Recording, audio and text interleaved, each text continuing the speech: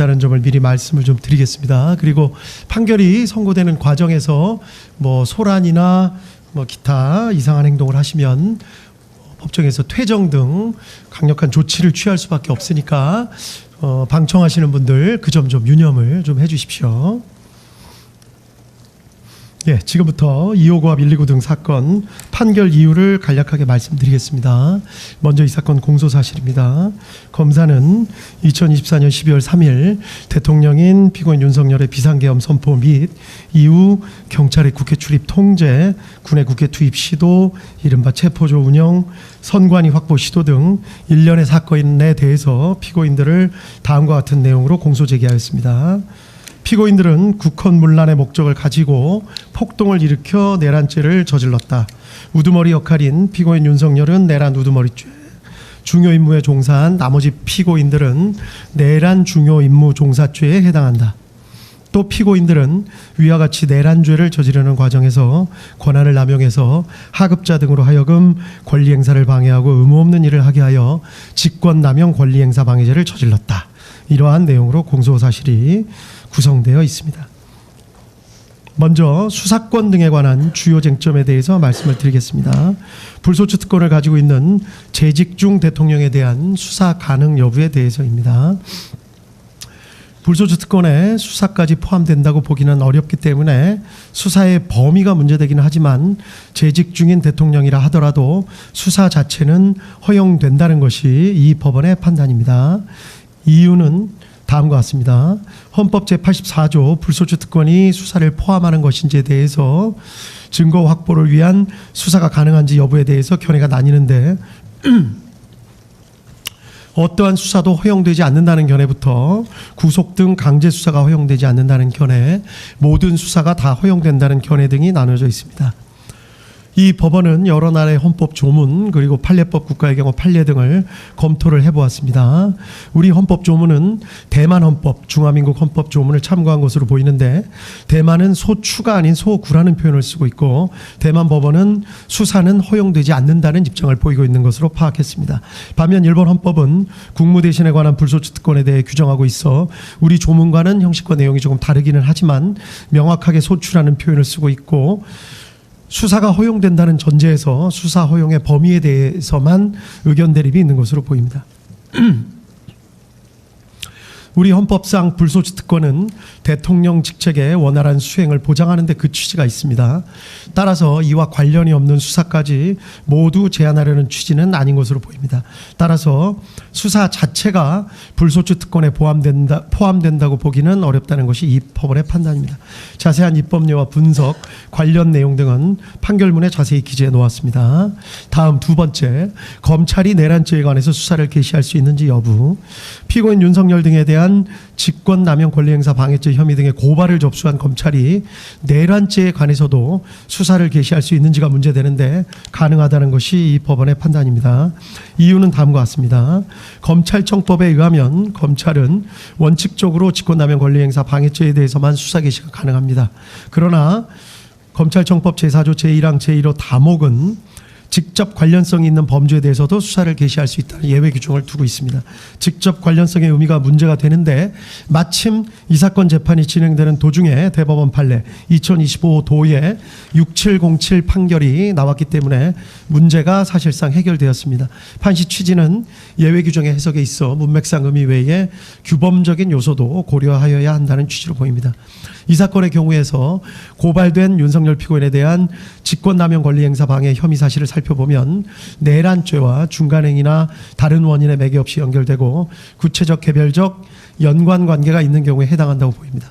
따라서 그 구속요건 및 내용 등의 직접 관련성이 인정되고 규범적 의미에 있어서도 이를 인정하는 데 장애가 없습니다. 따라서 검찰의 내란죄 수사권은 있다는 것이 이 법원의 판단입니다. 다음 고위공직자범죄수사처, 공수처가 내란죄에 관하여 수사를 할 권한이 있는지 여부가 문제됩니다. 결론부터 말씀드리자면 이 부분에 대해서 내란죄에 관해서 수사를 개시할 수 있다는 것이 이 법원의 판단입니다. 이유는 다음과 같습니다. 공수처법에 의하면 공수처도 원칙적으로 직권남용 권리행사 방해죄에 대해서만 수사를 할 수 있을 뿐 고위공직자 등의 내란죄에 대해서는 수사를 할 권한이 없도록 되어 있습니다. 다만 제4조 제1항 제1호 라목이 예외적으로 수사 과정에서 인지한 직접 관련성이 있는 범죄에 대해서는 수사를 할 권한이 있다고 예외 규정을 두고 있습니다.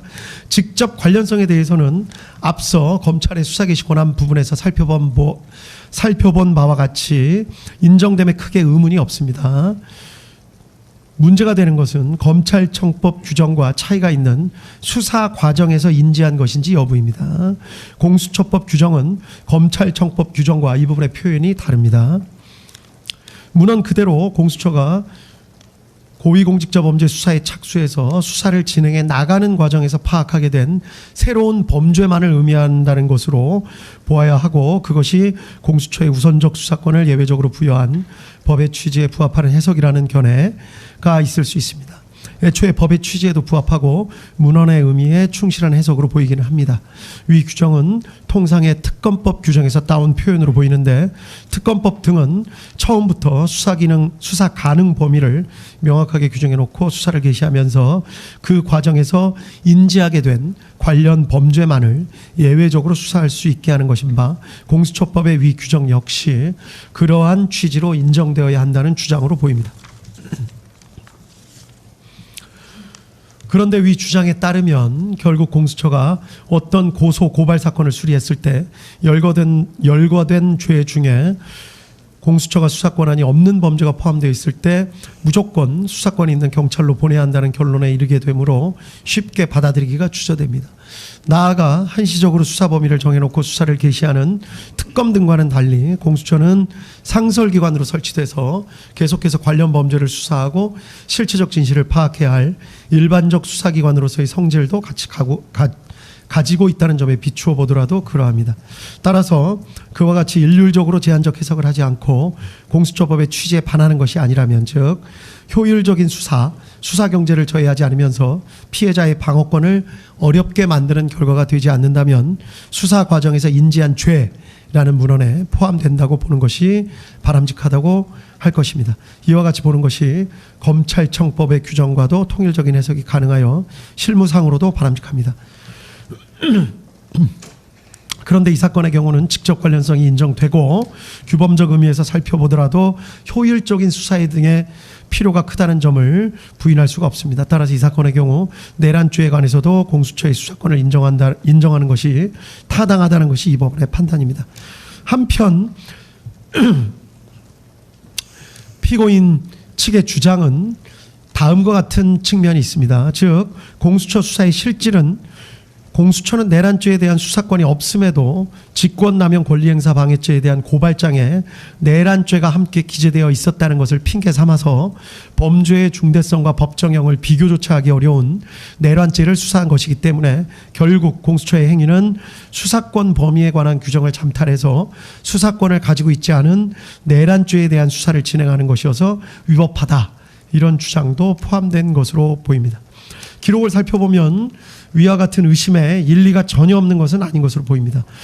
다만 공수처와 별도로 내란죄에 관한 수사권이 있는 경찰이 별도로 수사를 개시하였었고, 공수처와 경찰 등이 2024년 12월 11일 공조수사본부를 결성해 협의를 거치기도 했습니다. 그리고 12월 16일 경찰이 공수처의 사건을 이첩하기도 했습니다. 이런 사정에 비추어 보면 법규상의 잠탈 주장은 그대로 받아들이기 어렵습니다.